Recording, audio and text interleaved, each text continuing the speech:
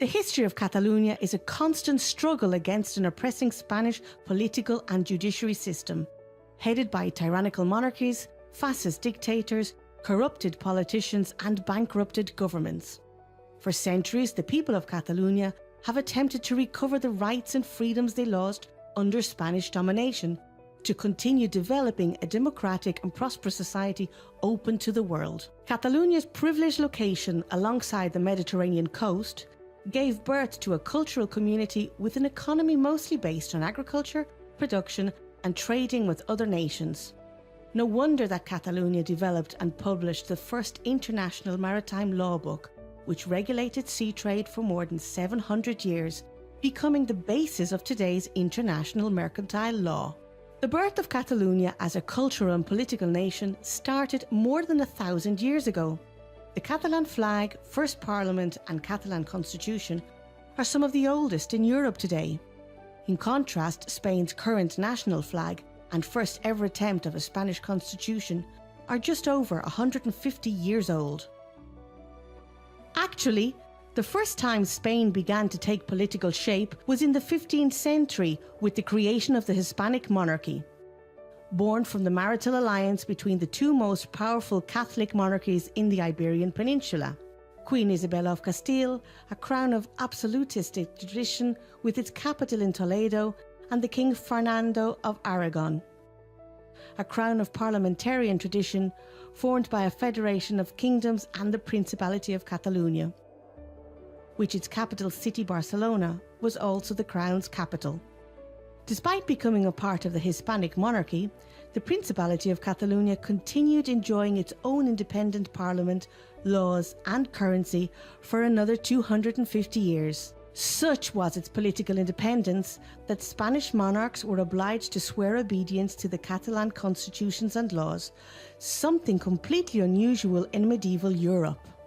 Another example of Catalonia's uniqueness within the Hispanic monarchy was the revolt of the Catalan peasants in the 15th century.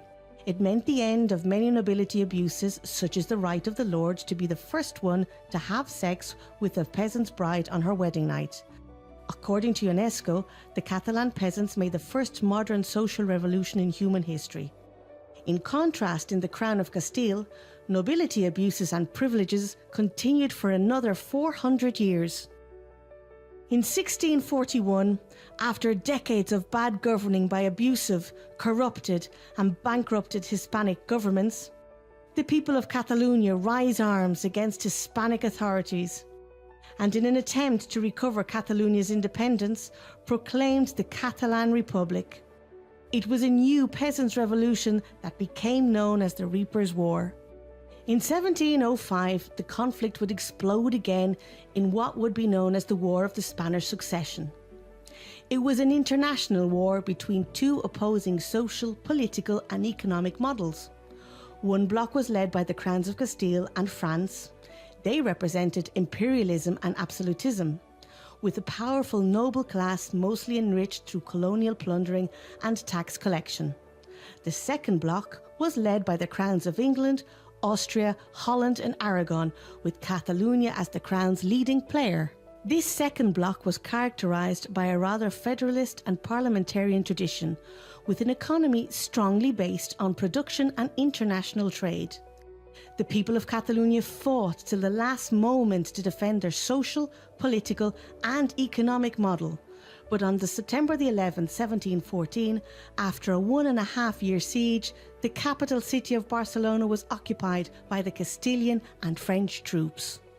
By the right of conquest, all Catalan institutions, rights and freedoms were abolished, and the Castilian language, authoritarian laws and a list of abusive taxes and restrictions were imposed on Catalan people. It was from that day onwards, Spain's centralisation of power in Madrid was consolidated the way we know it today. It was this imperialistic history of devastation and imposition by a Castilian oligarchy that had grown rich, abusing, plundering and heavily taxing the land and the people they had conquered. Which is why in the 17th century, the Netherlands and Portugal were the first to fight for independence from the Hispanic monarchy. Many others followed, all the way to the end of the 19th century with the independence of Cuba and the Philippines. No wonder that many independence movements, such as those of Argentina, Uruguay, Mexico and Colombia, among others, were often led by leaders of Catalan descent. By the beginnings of the 20th century, Catalonia had already experienced 3 industrial revolutions, while Castile had never experienced one. For Castile's oligarchy, the easiest way to get rich had always been conquering or getting close to the ruling power of the time. For instance, in the 19th century, to increase trade and prosperity, private Catalan citizens risked their own capital to finance the construction of a railway network to connect the industry with the harbours. In the meantime, the Spanish government in Madrid would go bankrupt constructing a railway network to connect all its royal palaces, just for the Queen and oligarchy's entertainment. In 1931, after years of bankrupted central governments and Spanish dictators, the people of Catalonia, tired of seeing any aspirations for Catalan self-governing systematically crushed, went to the ballots and massively voted for a pro-independence political party. Once again, the Catalan Republic was proclaimed. Only Spanish fascism, with the help of Hitler and Mussolini, would stop democracy and the national development of Catalonia. Anyone defending Catalan culture, rights and freedoms would be persecuted, as had already happened to so many other Catalans in the past. The president of Football Club Barcelona was arrested and shot dead by Spanish fascists for no reason. Architect Antoni Gaudí, at 72 years of age, was beaten and jailed for speaking in Catalan to a Spanish policeman. Or the president of Catalonia, who became the only ever democratically elected president in Europe, sentenced to death. After 40 years of General Franco's dictatorship and 40 more of a prearranged democracy by the dictator, history is stubborn and repeats itself. Today's Spanish government and institutions are ruled by the Partido Popular, a political party founded by former members of Franco's fascist regime. Spain leads Europe in political corruption, debt, unemployment, school failure and breaches to European legislation. The Spanish government and judiciary system continues its tax plundering on the Catalan economy, on oppressing Catalan culture and persecuting its elected politicians. For almost 2 decades now, the Catalan community has been asking the Spanish government to invest in connecting our industry and harbours to Europe by train. Instead, the Spanish government has built the world's second largest high-speed passenger network after China, a train system that will never be profitable and has so far only increased Spain's national debt. So the clash between these two cultural, political and opposing economic models continues unsolved.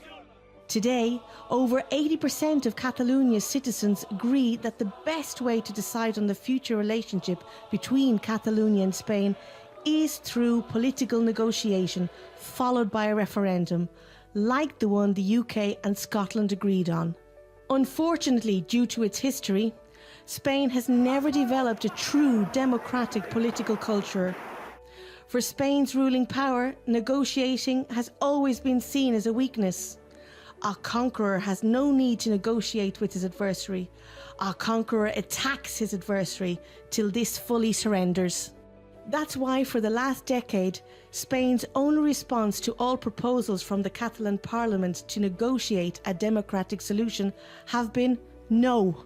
Worse still, lately the Spanish state has begun to persecute and jail elected members of Parliament and civil leaders. It has even ordered violence by police forces to stop peaceful citizens from voting. What has the European Union done to protect its Catalan citizens against Spain's attacks on democracy and freedom of expression?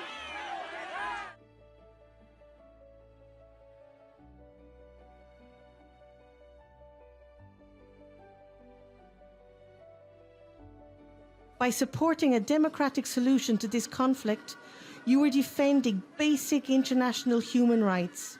You are helping to build a better Europe and world for all. Our future being Catalan. El futur pot ser català o podria ser talibà.